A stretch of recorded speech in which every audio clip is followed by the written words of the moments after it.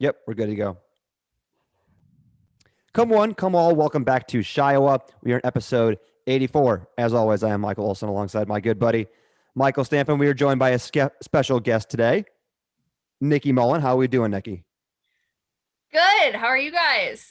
Doing great. Doing great. Feeling recovered from last weekend. Super excited to talk to you about how that one went for you. But I'm feeling good. Feeling back to normal. Mr. Stampa, how are we doing over there?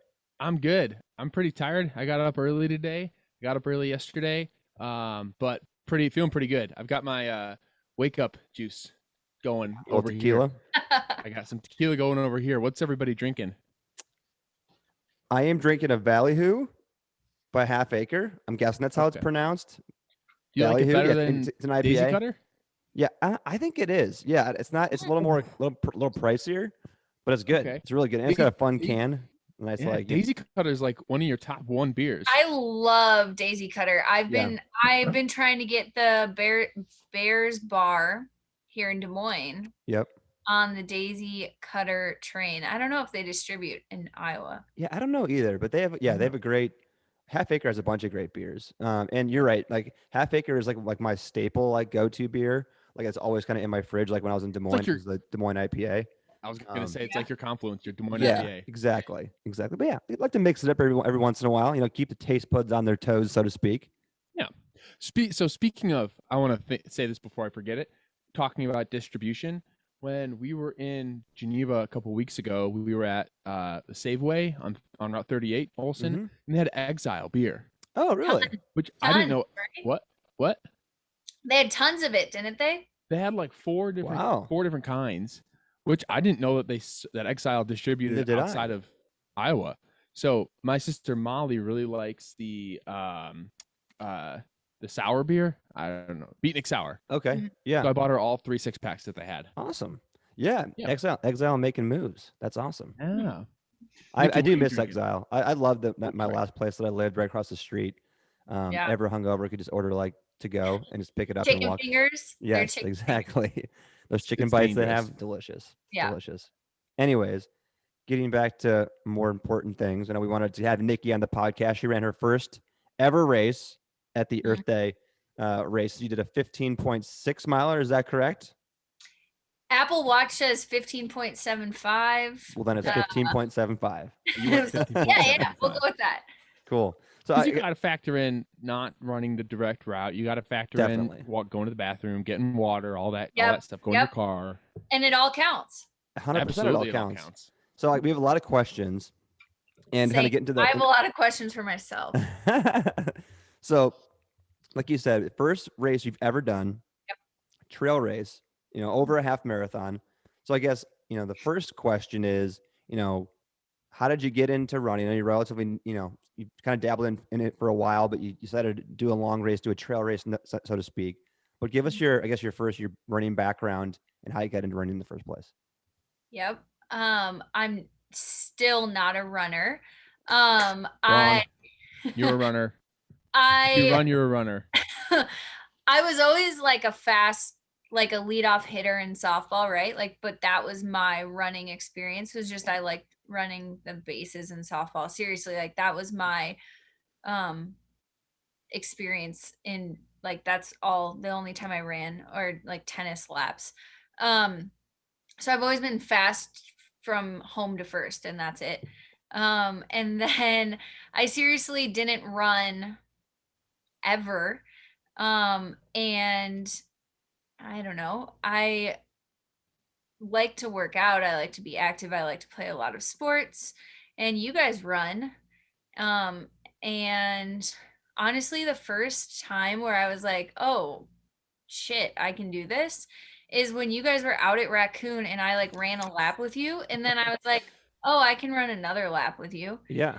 Yep. And I'd never run a 5K distance. So a lap at Raccoon River is a 5K. I'd never run a 5K distance. And that was maybe 2 years ago. Yeah, that was when we were training for Badger. So that would have been 2019. So about 2 years ago. Yeah. So I just went out there, and I felt like I was in very good shape at the time, and just thought hey, sure, I'll just try it out. If you guys leave me, I'll just walk the rest of the way, whatever.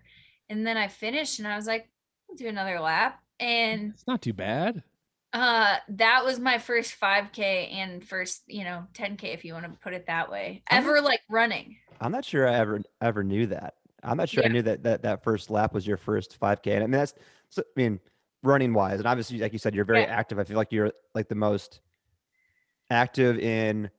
sports like anyone I know. You're always doing intramural something, whether it's kickball or pickleball you had before we got on this call tonight. So you're always doing something. So you certainly are always active. But I had no idea that was your first 5K ever just a couple of years ago when we randomly ran at Raccoon. Yeah. together. That's crazy. Okay, Yeah. that's news to me. Michael, did Yep. you know that? I don't think so. Yeah. I feel like at the time you probably brought it up because now that you're saying it again, it sounds like familiar that you hadn't run before. But I Yeah. guess like Olsen said, I mean you've said you've always been active in doing sports, so I just assumed that you'd, I don't know, at some point run a 5K or run a 10K or a half marathon or something. Never. So you did that, and obviously you know that was 2 years ago. So you went from doing a 5K to I think you did a 10K that day, and then did you start running more, or was it just kind of something you did occasionally? Or so how do we bridge that gap from 2019 to running almost 16 miles a couple weeks ago? Yeah, so I think I actually love running with, you guys, Nate, Alex, whoever's around when you're running your long distances because I unless I really start training hard, I'm not going to be someone who can run a sub 10-minute mile consistently. Like I can run 1 or 2 miles under 10 minutes, but not long distances. So I really enjoy going out, even though it hasn't happened too much, but I enjoy going out with you guys when you are doing those slower paces because that's where I can live in those slower paces.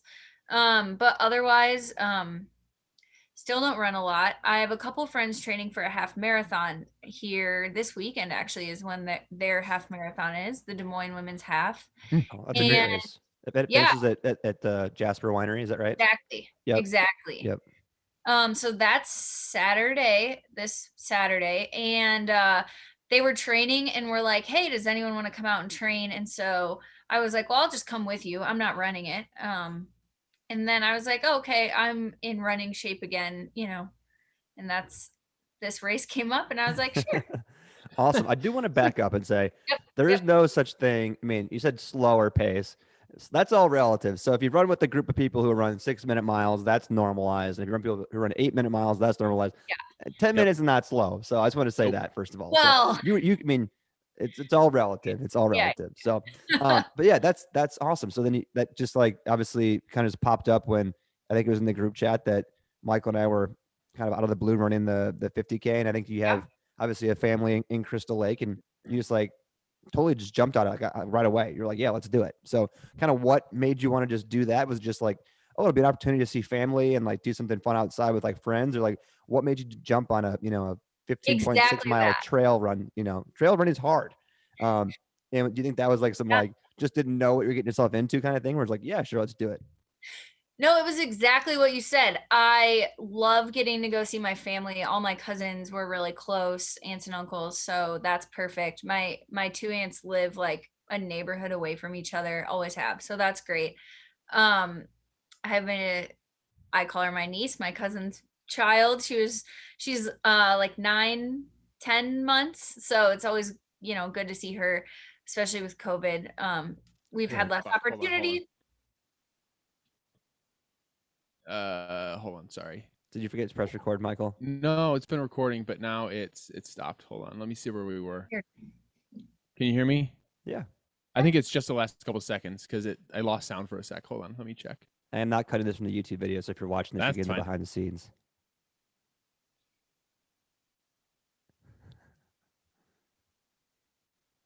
Okay. We only lost like 15 seconds. That's abnormal too. That's not something that usually happens. Not sure that's ever happened. Sure. We have a lot of technical difficulties, but this is like not a normal one. No, this doesn't usually happen. So the last thing I got was you saying that your aunts and uncles and cousins are like all really close.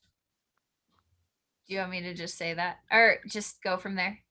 Yeah, I'll just go from there. Yeah, that's fine. So I'll give you some finger guns, and that's when I'm going. What do you want me to say? The last thing you said was It's so awkward. It is. Yeah, I know it. It definitely is. Yeah, I know it is. So the last thing you said was, I love going to see my family. All my cousins were really close. Okay. That's the last thing that picked up, and Got then I it. stopped. Okay. Finger And it finger doesn't have gunner to be like in. natural, like whatever. It'll be fine. Okay, ready? So it's good, It's not starting. Sorry. What the fuck? God damn Okay, it. now it's going. Now it's going. Okay, go ahead. Oh, Nikki. lovely. We just experienced some issues with my Technical computer. difficulties. Never happens. Nikki, go on. You were just telling us about how close your family is. Yeah. So any opportunity I get to go down and see them is great. And I liked that it was 3 5-mile laps. So I was like, okay, I can do 5 miles, right? And I kind of the whole time was like, I think the second lap's going to be the hardest, because if I make it through 10 miles, then like I'm not going to give up on the last Right. 5. I'll walk the last Yep. 5 if I have to. So I just sort of was like, oh, I can do that. And I not that you're like- competitive at all. That's a You're good not competitive at mentality. all. So Yeah. No, I'm And not. No, that's a really good mentality to have. Just like, hey, thinking about how you can break it into chunks, and I think that's something that we talked about, Yep. chunking out the race. And with a looped race, that's easy to do. And then even going in knowing that, well, if you finish 10 or 2 laps, you can walk the third, and Right. you'll be fine. Yeah. And I liked, honestly, it was appealing that I was out there with the 50K, because it was like, oh, I'm just like right in the thick of things, but I'm running. Yep. Exactly. So then this was your first race, your first Ever. trail race. Mhm. How did you kind of like prepare, like mentally, physically? Did you ramp up your runs at all? Take us through the mindset of deciding to do this, and then, oh shit, I have a month to do this. Yeah. So I ran, let's see, I ran 6 miles, 7.5 miles, and like 4 miles with my friends training for the half. And then I ran a couple times on my own 2 miles, like as fast as I could, just to try and like, knock out a couple fast runs. And my knee was really giving me a lot of issues, and my knees kind of are on and off. And so my plan was to run 2 miles a day for like the 2 weeks leading up to the race, because of that, I mean, I really hadn't prepared otherwise. I was like, okay, well, I can run 7.5 miles, so I can run 15. I mean, we were at that point, right? I Yeah, signed up like 3 definitely. weeks before. Right. You didn't like have time to, No. prepare in the big- way that you yeah. prepare if you had 3 months. So Right. the longest run you'd done before this 15.6 was 7.5. Right, which was the longest run at that point that I had done. Right. Okay. Like- So about half. Yep. Yeah. Which was on like paved trails in, I don't know, about probably 5 weeks before the race. So Okay. before I had signed up. Okay. So I knew I could do that, and I was like, okay, well, really, I just want to like build some endurance up. But then my knee was really hurting me, and I just thought to myself, well, Nikki, you already gave yourself only 3 weeks, so I didn't run at all then. Once my knee started hurting, I was like, it's going to be better. If my knee starts hurting a mile into this race, it's going to be miserable. So Right. my best bet was,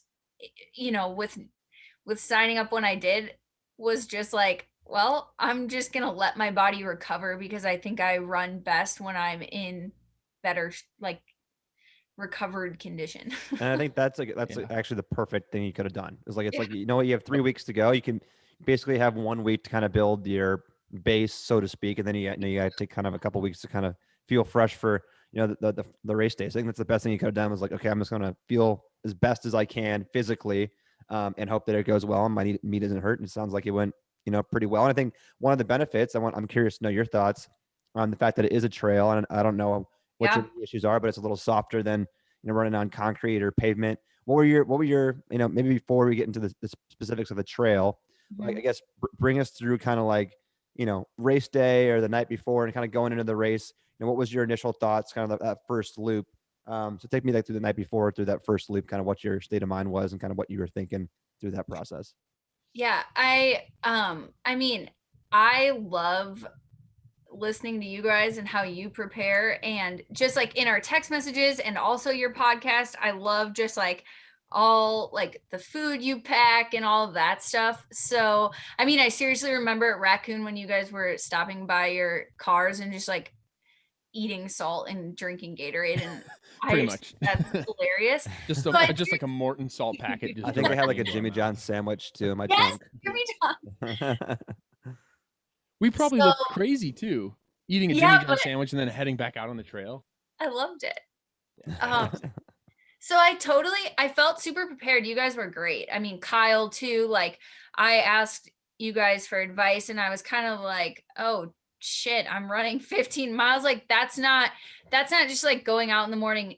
One of the things Nate said was, okay, I think it was Nate, the most you run is 7.5. Think about how you felt when you finished that. Yeah. You have to be prepared to run that again when you're finished with that first half.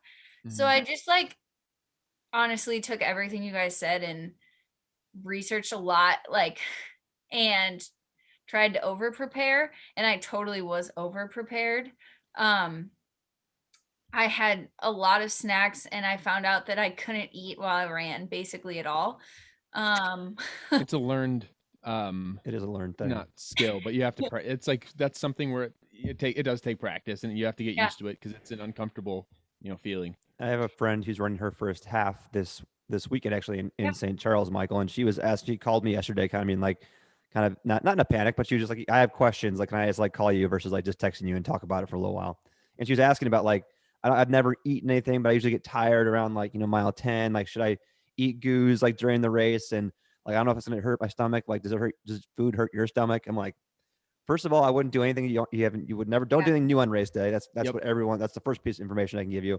But also, I'm the worst person you could ask if food bothers my stomach because now I just have like an ironclad stomach at this point in my running career. It's like throw a pizza down there, throw a quesadilla down there. It doesn't matter what it is. Pizza, Hot grilled dogs, cheese, like so. cookies, It hot is a dogs, learned trait. all of It's it. a learned trait for sure. Yeah. I bought these like energy gummies on a very like whim 2 days before, and I tried some on Friday just to make sure my stomach was okay. And if I run again, I will have those with me. They were perfect. They didn't upset my stomach, but they did give me like a burst of energy. Big Good. fan of those. I had water and I switched to Powerade at one point, and that made a big difference. And I would definitely carry salt tabs because my hands and feet blew up Yeah. So more on the than I ever anticipated. yeah, on the Powerade comment too. You're probably more used to drinking Powerade or Gatorade than you are eating, and I feel like that can really help Yeah. replenish your fluids more so than water can. Like Salt. water can Yeah. quench your thirst, but it can only do so much. If Right. you're not eating also. And that's part of the learning process. I mean, it's your first one. Yeah, obviously you did great. You finished.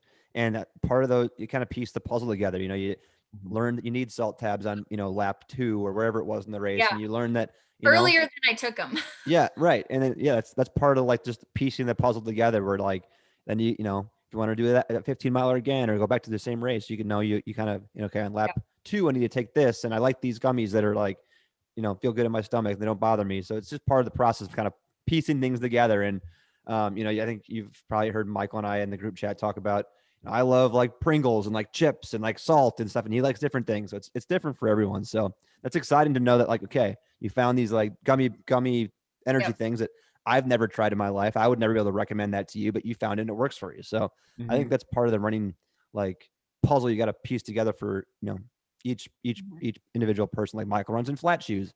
I run it in a big heel to toe drop. So it's like, it's different for everybody. Yeah. What shoes did you wear? Since we're on the topic of flat boys and thick boys. Yeah. How do I say them? Hokas? Yes. I didn't know that. You're part of the thick gang. Michael is the solo flat boy in our group. And he's like trying to acquire some more flat boys and girls to his, I just want like his one or camp. two, but when I see an ultra in the wild, I go nuts. You commented on during the race. You called them out. You're like flat boy gang. Ultras, yeah, let's go. And they're like, what? Like, you're an idiot. Yeah. They're just shoes. Yeah. I for sure need to be fitted. Like, yeah. If I ran again, I would definitely go get fitted. And I brought 3 pairs of shoes because that was a big concern for me was Like Footwear, if I yeah. get a lap around and these are awful, I'm gonna switch. Yeah, that's a Otherwise, I good. have Under Armour shoes and just like gym shoes. Yeah, So were they and too the big or nice too thing about small? this. Oh, sorry, Oh, Michael, go go ahead. ahead. Oh, go ahead. Well, I was gonna say the nice thing about this course was it was trail and it was technical, but it wasn't muddy. It was pretty No, runnable, so your right. shoes like didn't get destroyed or Yeah. anything. And it's not like it was like crazy rocky where you needed like you didn't need a pair of trail shoes for this Right. race, which was nice. That's a good move too, though, bringing like backup shoes, just because you really never know, especially for a first trail race and a longer trail race. That's props to you. So what was I want take us through maybe like the first lap. So you get there, you got I'm sure you got the pre-race butterflies a little bit. You're with a bunch of people that you don't know, and the gun goes off, and you start kind of settling in, and you go up that kind of around that pond and up the stairs the first time, and then you get on the trail, and you're going up and down and around. What was your first kind of lap like? Maybe take us through that and kind of what you were thinking through that process. Yeah. So I know you guys, your advice, I was the 8:30 start time. You guys were at 7 o'clock. So you were overlapping at that point and I was starting by myself. And it was a smaller group, like 20, 25 people. And I know that you guys said like start slow and then go slower. Um, and I thought that was really great advice for me as well. Pacing's tough. Like that's It something you just is. have to Mhm. learn.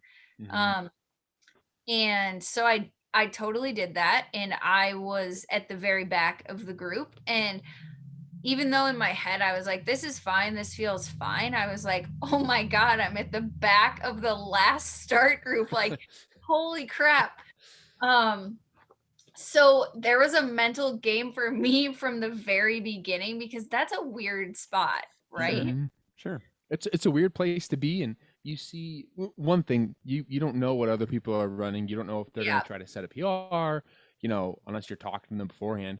And you also don't know if they're inexperienced. So if you see people bolt out, not having done it before, you Right. Sure. easily could have been like, oh well, that's what they're doing. I should do that too. I mean, So we all again, have big ups to you for sticking to what you thought you should be doing, because definitely. that's tough. It's It hard. is. And we all have egos. We're all competitive. Like we all want to Yep. like, kick the person's ass next to us. So yeah, but props to you for like that's I think, That's props hard. to you because it is hard. And especially for like your first one, you always want to kind of like come out of the gate hot and like, you know, run fast and kind of, blow by people. But to have like that, controlled and not do that is impressive. I did that poorly like the first like three races I did. I just like, okay, start out fast and then you just fade the entire time, which is not Yeah. fun either. So My first race, I ran by the first aid station. I just didn't stop. yeah. I was like, no, I'm good. I don't need anything. Yeah. Fucking Right. idiot. Exactly. So stupid. Exactly. Okay. So you start, Yep. you fade back, you're feeling good. Take us through that next process. Yep. I got to the stairs and I was like, Fuck those stairs. yeah, I'm like Pretty trying brutal. to censor myself. I was like, are you fucking kidding me? Yeah. Like Yeah. I couldn't believe that was real life. But I was like, oh, I like run the Capitol stairs. I can like run these stairs. On my second stairs, I turned to the person by me and I was like, those were easier the first time. Yep. So I could not believe that those stairs were where they were. And then we were like still kind of going uphill right after that, if I remember correctly. Yep. Yeah, a little bit uphill, and then you broke to the left, and then Yep. dipped, Got in and the then trail. Yep. Oh, you guys know it. Well, when you run it 6 times, Run it it gets to 6 kind of get times. familiar. So, and there were so many like volunteers out there for that first lap. I know like there were still volunteers the whole time, right? But the first lap there's more. And I was like, oh my God, I'm the last one past all these people. But like I was like thanking all of them. Thank you, thank you, thank you. Like, how am I still running uphill right now? But then once I was like a mile in, I was thinking to myself, like, hey, I'm feeling really good right now. I didn't have headphones in or anything. I was just running and I was like kind of doing a body scan. And I Mhm. was like, okay, my knees don't hurt, my feet don't hurt, like the fanny pack I'm carrying feels all right, the water bottle feels all right. And I was kind of like, as I was running that first lap, I kept kind of checking in with myself and being like, okay, I'm still feeling good. I'm still feeling good. And back to those like night before jitters, whatever, what you're worried about. My biggest fear was that my knee would hurt or my shoes, something like I didn't want like my knee to be the reason that I didn't finish, right? Sure. Or Mhm. to just start hurting a mile in. So as that first lap was really just like a lot of body scans of like, okay. And then you guys also were like, hey, walk the hills. And I looked at the course multiple times beforehand and I'm thinking like, okay, around mile 3 or so, there looks like a big hill from the map, not from being out there. Yep. I was like, so I'll probably walk then. I'm like a mile in and I'm walking and I'm like, this can't be right. Yeah. Mhm. But there was just more uphill, like legitimate uphill, not just like a couple steps uphill. Um, Gosh, there's one I'm really thinking of that was kind of earlier on that every time I got to it, I kept being like, oh, I can probably run it. And then you could not run it. Yeah. I mean, Yeah, there was a there lot of them. Yeah. were quite a few where, like, I know later on in our race, whenever we came across it, we just kind of joked around like, "Oh no, we have to stop and walk again." Yeah. But there Yeah. were quite a few. There were on each loop quite a few times where it was like, "This is a serious like hill." Nothing crazy, but it's like I'm not running that. And like You know? hands on knees to kind of like, yeah, get yourself Yes. up it. Yeah, definitely. I mean, we did that, I think, from lap maybe 3, maybe 3 2, on part of two. probably. two. Maybe Yep. we ran the entire one the first time, but then we were like, okay, we got a long ways to go. Let's be smart and walk the hills. So I do that in every single race. Yep. Well, Right. hills are just built-in walk breaks. Right. And it was, I mean, it is hard for me. I like to be good at things. So I'm I like, get that. Nikki, you didn't train for this race. I mean, realistically, I didn't train. So the fact that I could finish it was the accomplishment here. And I had to keep reminding myself Right. that like I'm not I should not go out there and like expect to beat people who trained and who do races more often.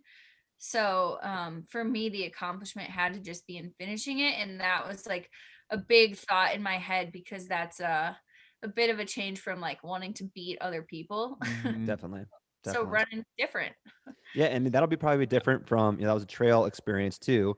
I mean, I feel like they're totally different environments from a trail race. If you ever do like a Drake relays, half marathon, like that'll be a totally different vibe than like a trail race you did. Like they're just be totally different. So I'd be very interested to hear if and when you decide to do something different, how how a trail compares to like a road race, something like that, because they are very different. And I think that if in not that you had, this grand goal to like, run the whole thing or do, set a PR or anything like that. And if you were like, if someone saw you out there frustrated because you weren't hitting that PR, they would probably like, ask how you're doing. Cause that's just kind of the vibe of an ultra trail race Mhm. community. So the fact that you were able to kind of keep that goal in mind and keep, positive self-talk is impressive and something I have not done in, like I said, the first number of races I did, I was always like, oh, why didn't I go faster? Why did I do this wrong? Why did I do that? And I think it takes away from like enjoying the process too. Yep. So props to you for kind of having that outlook the entire time. It's tough, but that was really I figured how I had to go about it. And I honestly, after how good I felt in the trail race versus how I felt after 7.5 miles on a pavement, just like training run, I don't know that like those kinds of races, I think I would do trail again. I mean, it Yeah. just felt a lot better on my body, even though you are doing those uphills and downhills with gravel and stuff, it still felt better. Yeah. Yeah, but on a day like we had, I had this as a note Yeah. later. That was probably the best trail race that you'll ever run. Just in terms of like, it was a perfect day. It was a It was perfect a day. very well done event. A good mix of ups and downs. There was some nice coverings. It was Plenty beautiful. runnable. Yeah. And I say that tongue in cheek, obviously, but I think it was a really good like introductory race. Yeah. Kind of because of that. You were able to move. You were able to keep going. You were able to run when you wanted to run. You were able to walk. Again, the ornery mule does a great job kind of putting a race on, but yeah, I mean we're super supportive obviously of trail races and trail racing. I wish there were more options for shorter distance trail races. Obviously there's some out there, but I think that the perfect one is the Iowa Trail Race series that Kyle does. I mean that's got like 5Ks, 10Ks, half marathon stuff. So that's a great option. it introduces you to local trails too, which is fantastic.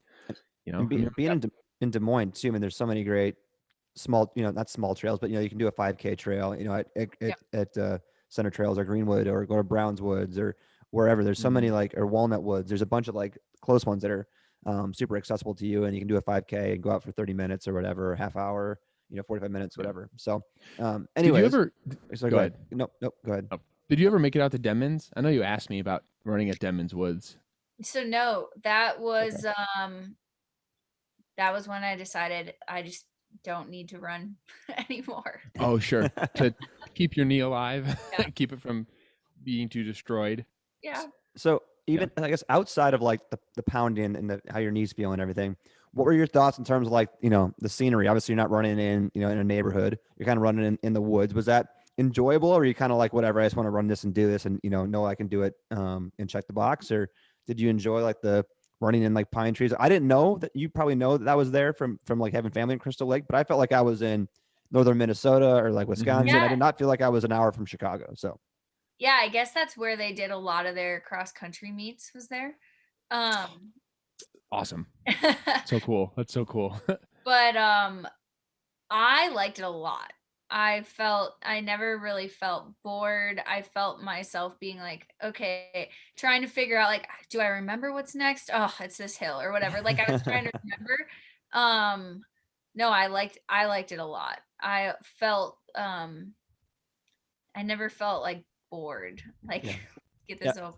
And I feel like that's a common thing for people to say when they're getting into running, is I just don't like it because it's boring and it's it's Right. not fun. So that's why I prefer. In trail race, I feel like my brain is always moving. I'm always okay. Where's the route? I'm going uphill. I'm going downhill. I have different thoughts the entire time. I feel like my brain is always engaged. Versus if I'm going to go run straight for X amount of miles, and I can just turn my brain off, and I get bored. I have to listen to a podcast. I have to have somebody there to talk to. Yep. When I'm running trails, I feel like I'm always constantly engaged mentally, which for me, it makes the miles fly by, and it helps when you have pretty scenery to look at too. Yeah. So did you meet anybody on the course that you had a conversation with for any extended period of time?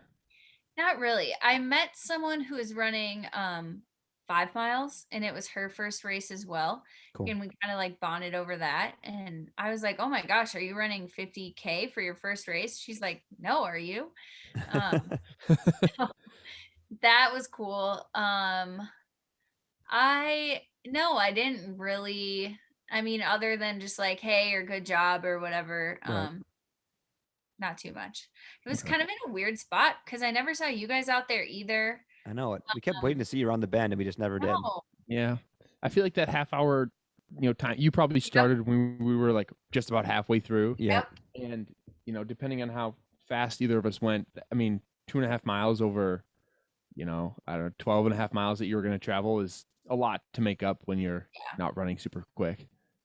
I thought for sure on that where you passed that little lollipop, in the middle. Lollipop, yep. Yeah. I thought for sure on my third lap I would see you guys. There were a couple times where I turned and maybe took an extra second at the people behind me, is that them? But yeah, no, we never saw each other. Did you see Dan? I know you only met Dan that morning. He's just a super tall I guy. don't know. Because he was about hard 20 to know. minutes ahead of us. So figure maybe on the lollipop you might have seen him on the out and about. I absolutely could have, but there's nothing that stands out that makes me think that I did. Sure. He's hard to miss. He's 6'6" or 6'5". I felt like I saw the same people a couple times, Yeah. and I know I think the person who won passed me very early, a mile or two Same. into the race. Yep. Great feeling. Great feeling. Yeah, that lollipop was also my favorite. I knew I think even it was on Michael's that too. third, Yeah. on that third lap, I heard you guys last week. I was like, yeah, even when I got there, I knew when that came up, I just felt good running it. I knew the distance. It just it gave me an extra boost of motivation. And that the woman sitting there with was it a unicorn hat? Yeah. Unicorn hat and the pizza We blanket. were big fans of her. Yeah. The best music. Yeah. Yep. Get Low was playing at one point, and I was all in on her music. But yeah, I think now you can appreciate whenever you see in our group chat when we're doing runners math, It's like, so if you're doing that, you're constantly breaking things down. So, okay, for your race, you have 3 loops.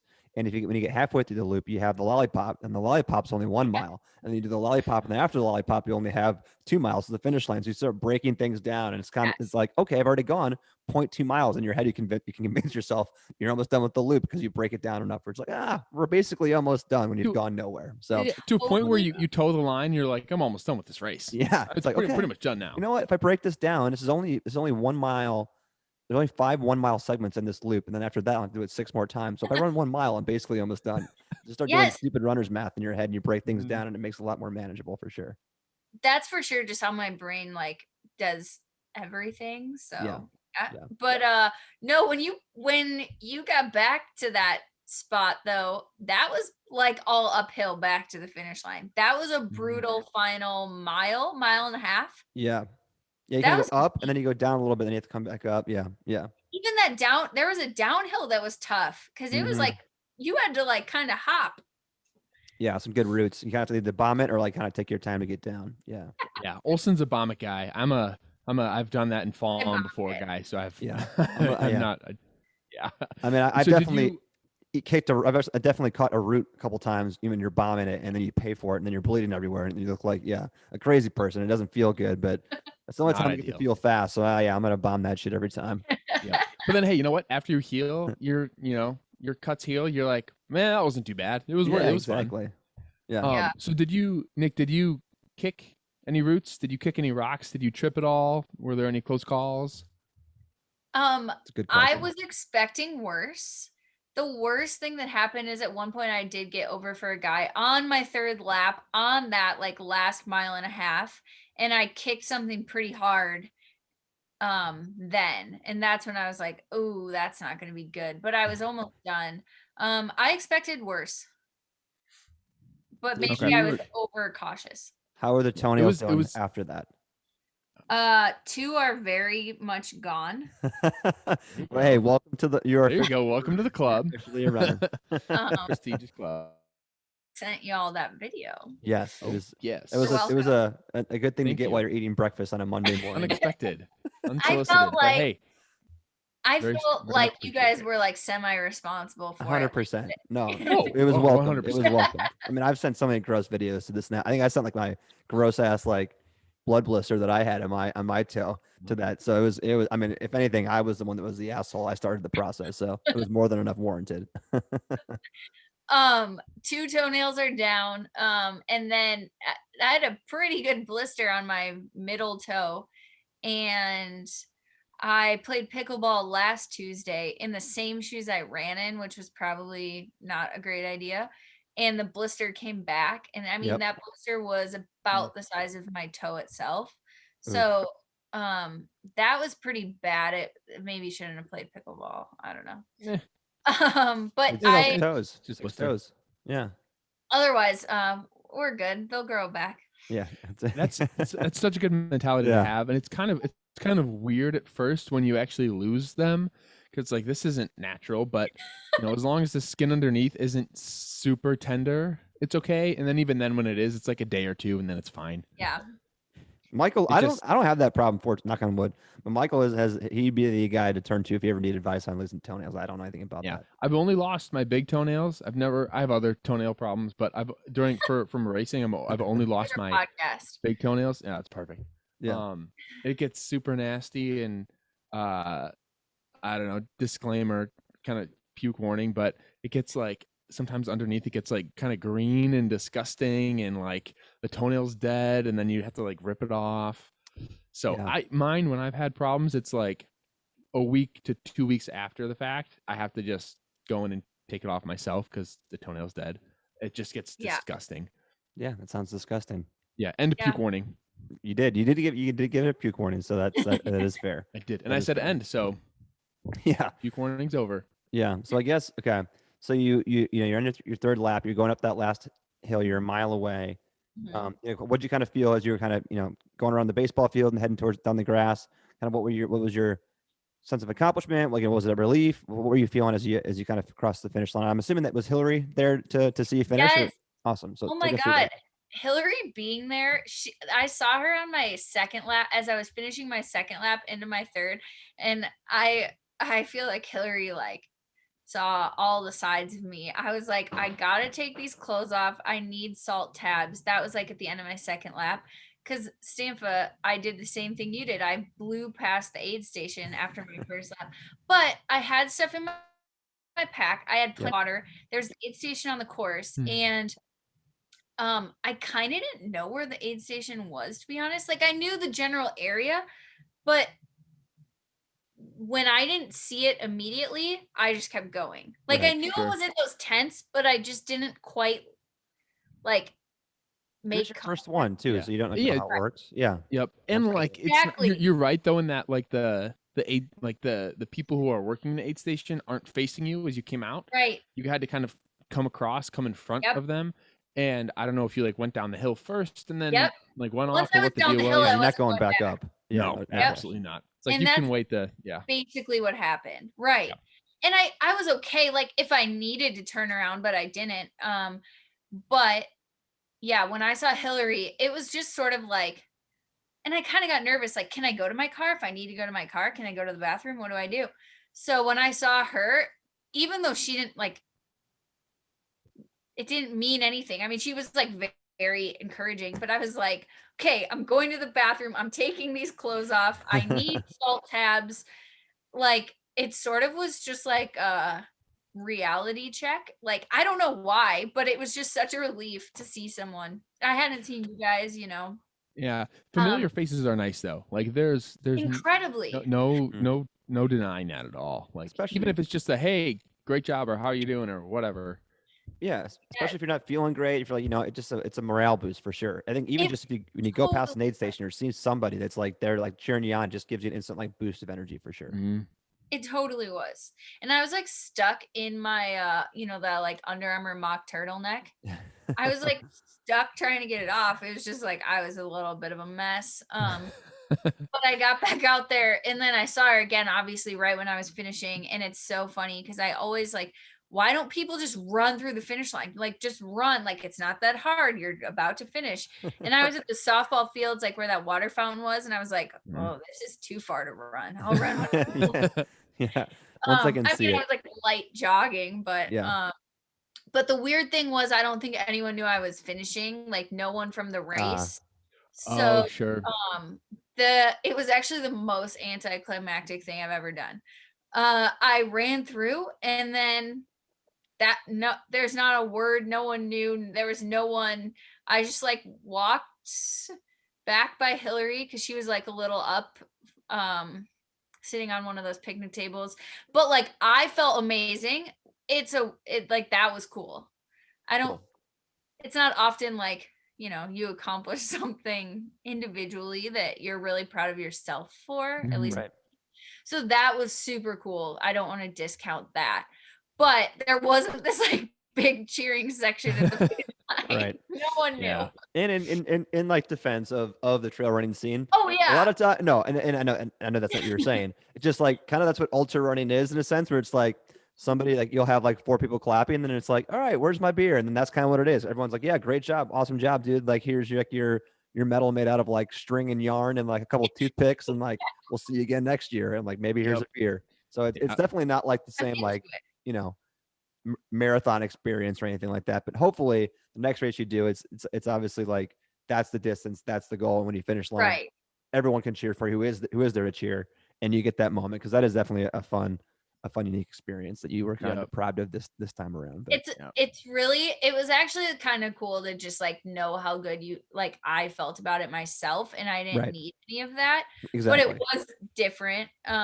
Also props to Hillary, because when I sat down on that picnic bench and she was like, I'll go get your cooler, what do you need? Because I was like a little disoriented. Like I felt fine, but questions weren't registering in my head for a few seconds. Like I just wasn't firing on all cylinders. And I didn't know what was gonna be there when I took my socks off.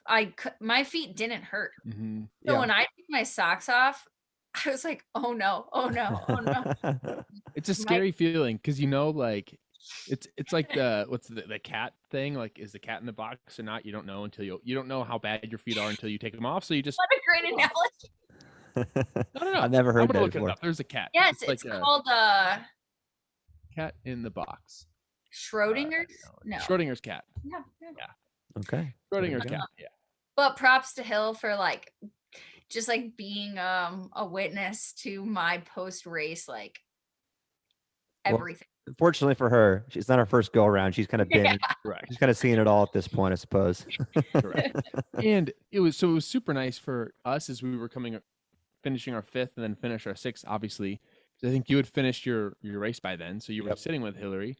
We got to, I don't know, give you a high five or like say hello or whatever, see what's up, and that was super positive. I know for me and Olsen, Definitely. Like we said, it's always nice to see one familiar face, 2 familiar faces, twice as good. And and the fact that you were like feeling good, and like you were like, super good. like I was like, bubbly you and did feeling good. good. I Like felt that was race. like that made me feel so good. Because I think for Michael and I think that anyone that running the first race, like anyone that like is like into running can just hope that when somebody runs their first race, that it's like a good, positive experience. Like the weather's great. You want it to be a great, so they had fun. They want to do it again versus being like, horrible weather and having a terrible experience, being like, fuck running, I'm never doing that shit again. So, like Michael said earlier, the fact that it was like great weather, we got to do it as a group, even though we didn't get to run together throughout the race, was a super cool experience. And I think that Michael and I talked about it last week, but that was one of my favorite races I've done, and whether it's running or triathlon or anything, it was a great day. I thought it was super well put on, and the fact that we all got to do it together was like super, super cool.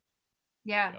I felt good. I was very surprised by feeling good other than my feet. And I've never cheered so loud for people racing because like once I finished, I was like, oh, I have so much more respect for these people. Like, not that I didn't, but it's just like it's different. Yeah, it puts it in perspective for sure. Yeah. Exactly. I know those hills. I just ran them. Yeah. You did it double the amount. So if we know that you like the lollipop portion, what was like your least favorite? Did you dread any portion? Was it like the stupid little half pipe thing that you had to do? No, that was like the up and down. But like, what was like the thing that you're like, oh shit, I got this thing coming up. I mean, you guys would probably know, but there was a hill toward near the end, probably like 4.5 miles in. It was like gravelly uphill. You were kind of going. Well, oh my God, that one hill was awful too. Guys, just all those hills at the end. There was that gravelly section that was like after the lollipop, and you kind of went around maybe for like another half, a little further, then you went up the gravel hill. Oh, yeah, like the gravel like road up. And then there was more. So once you passed the volunteer, and then you go left. Yep. You passed the volunteer, and that was uphill. And then you kind of like, so if you're going past her uphill, like then you kind of go make a left, and there's another uphill. Yeah. And then actually one spot that just really pissed me off was you finally go downhill and you get to that kind of like mulchy path, and you're on, it's like a wider mulch path, right? Before you make like a 90-degree left and then another 90-degree left. Do you remember that spot? I'm probably not. There was like a big house. It's pretty near the end. Okay. You guys would totally know it. I'm just not. So. Yeah. I think so. Yeah. You kind of like, you do all those big hills and then you come downhill and then you get to this wider mulchy path. I mean, I passed like a couple people just walking their dogs and stuff over there. Yeah. Okay. And at that point, you kind of are through a lot of the hills and you should be like good to run. And every time I got to that spot and was like, okay, I can run now, I was dead from the hills behind me. And I walked that every time. And I was like so mad at myself because I should have been able to run it, but I kind of needed to just walk for a little bit. So randomly it was flat. And that was my least favorite spot because I just felt like, God, I could run this. And then I just never did. Yeah. No, that's,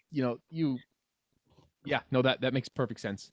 Like, it seems like it's something that you should run. It seems like something that you should be runnable. But at that point in the race for each loop, you're just like, nah, not worth it right now. Yeah. Michael and I did the same thing. There was one that was probably like a mile and a half from the finish. And I think it was the biggest climb. At least it was the most difficult one for me. And then we would, out of the climb, you went right, and there was a flat section. I think it was probably like a Yep. mile. And that That was was like, the most difficult climb. yeah. Yes. And then it was like, him and I would be like, okay, we have this flag up here and we're going to walk that, even though it's flat and it is runnable. We're going to walk Mhm. to that flag so we can kind of get our breath back and get our legs back underneath us. And then we'll start running again. Cause it is like one of Yep. those things where it's like, just because you're done with the hill doesn't mean your legs are Right. fresh as daisies. I mean, they just went up that big hill. So they're feeling it for, a good while after you finish the actual climbing of the hill. So Yeah. And I think right after that too, we got to a section where we went back into the trail and then like went pretty much not straight down, but down, yeah, like down a technical Yeah. trail. Yeah. It's like, this isn't good either. I'm not excited to go tumbling down this hill. I think But- that might have been the spot. There was a spot in the trail where it was after all that, and you could see the tent, like the white tent of the finish line area, but you actually took a right. yeah, And that was the time where I did not take the right because I could see the tent. So right. in my We head, did the I'm same like, well, thing. running that way. And thank God, 2 guys, it took them like 3 times. Are you running? And I was like, what? And We did literally the same. You We had did we the had to, you exact had to same jump thing. over. You had to jump over a stick. Like it Yeah. wasn't a big stick. But you had to And jump I over did a it. log. It was like Us multiple too. logs. It was like Yeah. they made like a barrier and we just like jumped over it and kept running. Same. Yeah. Yeah. And we were like And then talking I to think- people. Yeah. It's like you were with us because we also had people behind us yelling, "Runners, runners, runners!" And I remember thinking, "Oh, I wonder who missed their turn." Yeah. And then eventually being like, "Oh, it was us." Yeah. Oh, and that was the fastest I probably sprinted. I was like, oh my God. Oh, that's funny. Yeah. That's So funny. I'm kind of curious. Olsen mentioned the half pipe earlier, which Yep. I'm sure you know what we're talking about, where it's just like straight down and then straight back up. Yeah. How did you approach it? Did you like run it? Did you like Super jump down? fast. Super I what? ran it as fast as I could. Because I mean, realistically, people could get stuck down there. Like, was I getting stuck down there? Maybe not, but like regular people out on a walk. Yeah. Yeah. Easily get Or a stuck down dog or there. something. Yeah. A small dog. So Yeah, full I feel speed. like, yeah, I think the first like 4 laps we did too, we just kind of like went down and our momentum took us up. And Yeah. then I think for 5 and 6, we were just like, nah, this is the time where I would slip don't- and smash my face into the other side of the hill. Yeah. Yeah. I you don't shouldn't worry. know that my legs could have made a 6th half pipe, like 3, 4, 5, 6. It was Like, rough. Oh, you could have. You could have. You could have It's all- done it. It was rough. so Also, apparently, that was the first year that they had introduced, or that half pipe piece was on the course. Because Dan, I don't think had seen it before, and neither had that guy Joe, one of the Joes. Maybe that just we got talked to. washed out or something. Who knows? Who knows? I don't know. Yeah. Yeah. Also, Um, good thing it didn't rain because that would have been a mop. Yeah. I it mean, that's would quite have a bit. turned into what are those races? Like the It would have been like a that, yeah, river it'd been like crossing. a tough mutter. Yeah. yeah. Yeah. Oh, that Exactly. would've sucked. Exactly. All right. You get to miles one loop and done. 4.5 and you got a mud pit to crawl through. It's like, oh, great. Okay, well, Yeah. I guess this is a 5.6 mile race, not a 30 mile race. Yeah. Exactly. Exactly. So I guess maybe my biggest question for you is, I think it was a perfect day. It was a great day. Like, would you do it again? Would you ever do another trail race? Would you want to do one that was, maybe shorter? Would you want to do a half marathon again? Would you want to do a 15-miler again? Would you go farther?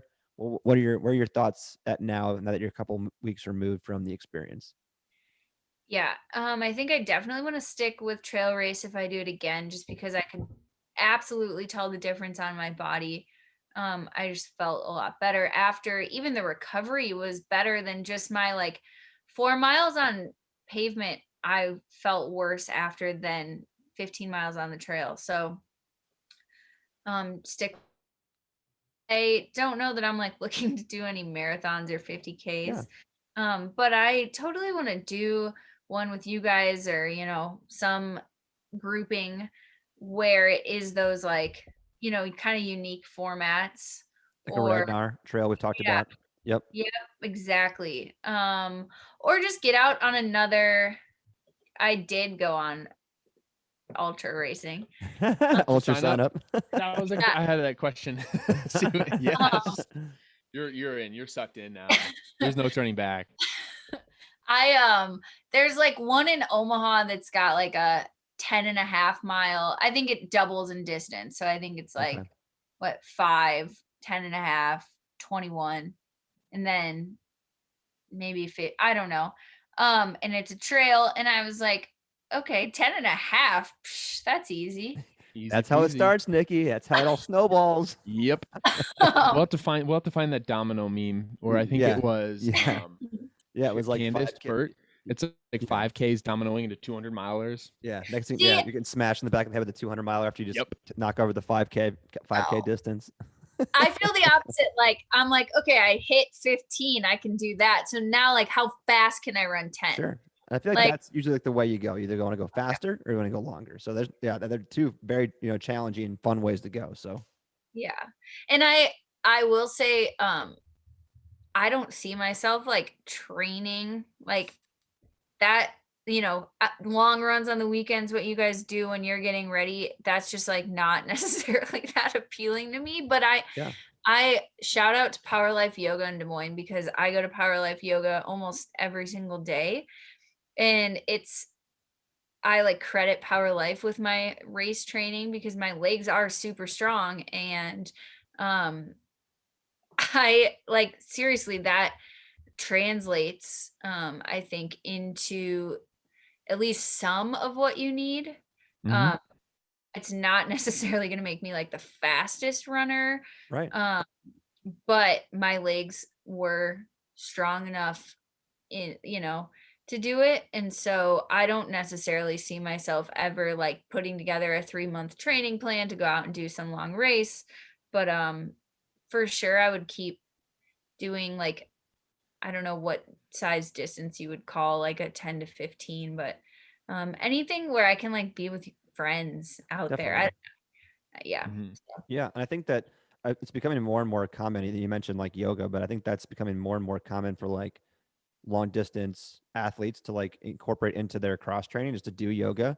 I know Yeah. one guy that Michael and I have had in the podcast a number of years ago, but he actually grew up in our hometown and now he's like a world class triathlete. Ben Canute, like his now wife is like a yoga teacher, and he credits like his progression in the sport, in some part to incorporating yoga into his training plan. And I know another guy who I follow, Lionel Sanders, he's a world class triathlete. Like he's like, yeah, I took the next step because I incorporated yoga in my routine.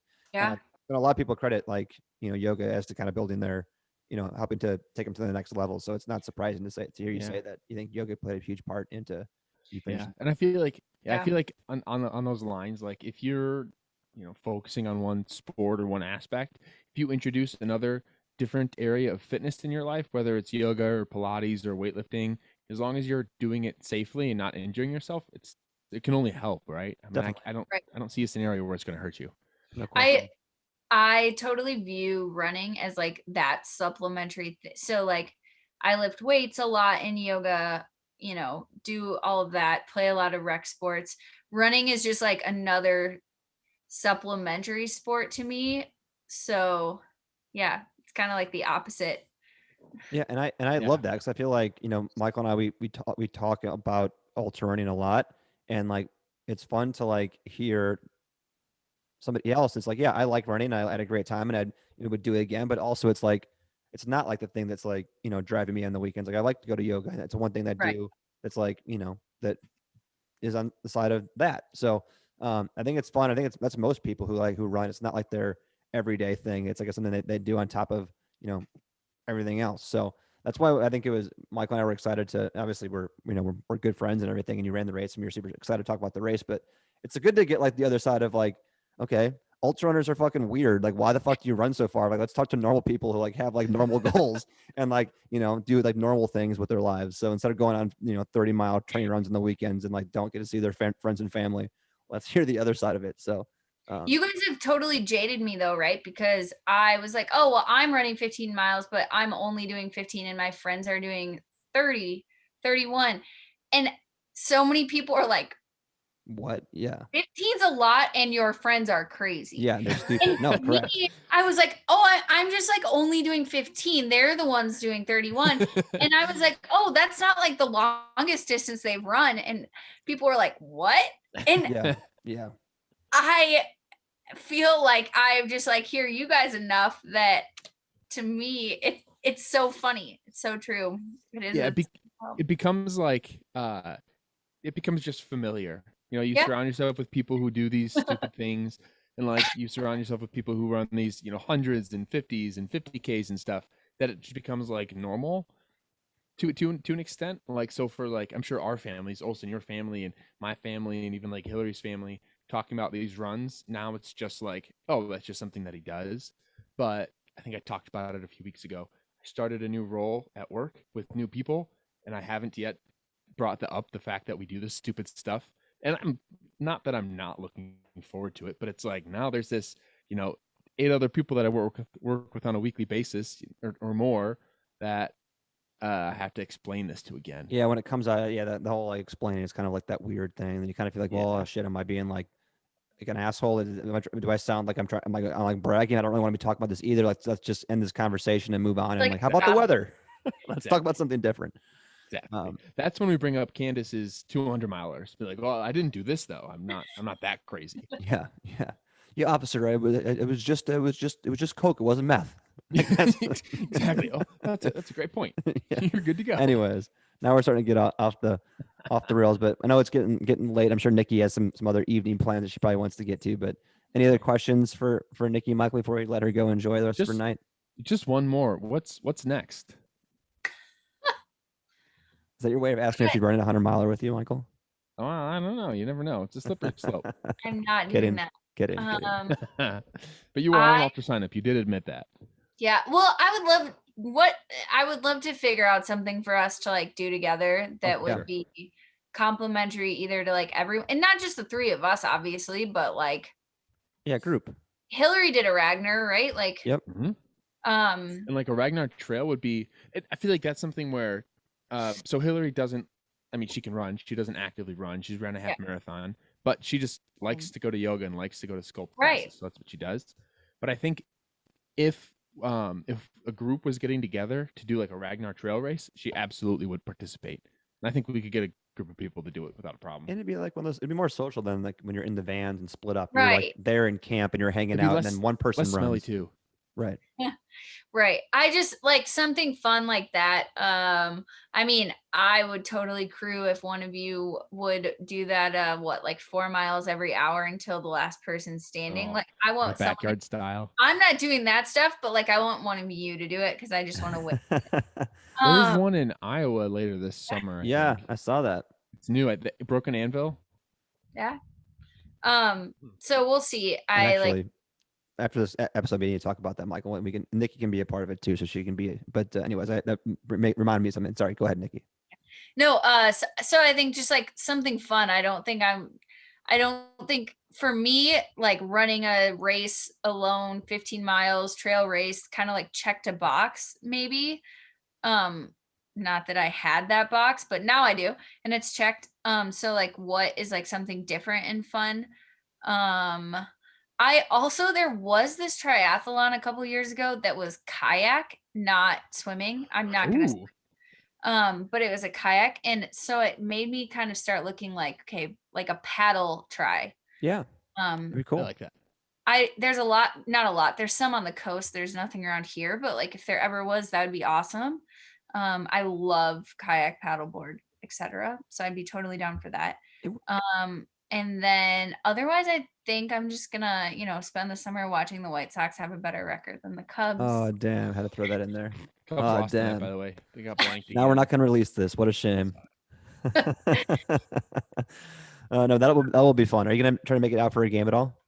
Yeah, for sure. At least one. I'll let you know. Yeah, please do. Please do. Yeah. All right, Michael. Anything else for Nikki? Otherwise, we can say thank you very much for being on the episode. If you want to hang around for a few minutes after we hang up, that'd be awesome. But otherwise, we appreciate it. Congratulations again, running 15.6 miles in the middle of the woods. Super stoked you had a great time. And I'll leave it to Michael to sign us off. I think we're good to go. Again, thanks for everybody for listening. We appreciate it. You can find us on all socials at Chiowa Pod. He's at Michael Olsen 92 on Twitter and at Michael Olsen 515 on Instagram. I'm at Michael Stanford for both. Nikki, if people want to reach out to you, how can they do that? Or you don't have to give it out. That's a great question. I think I'm Nikki M 2013 on Twitter. That's all I know off the top of my head. That's okay. We didn't give you any warning to have that information ready, so that's cool. Yeah, and I was not expecting to sign us off either, so I just kind of went with what I thought I should do. Yeah. Well, thanks everyone for listening, and we will catch you next week. See ya.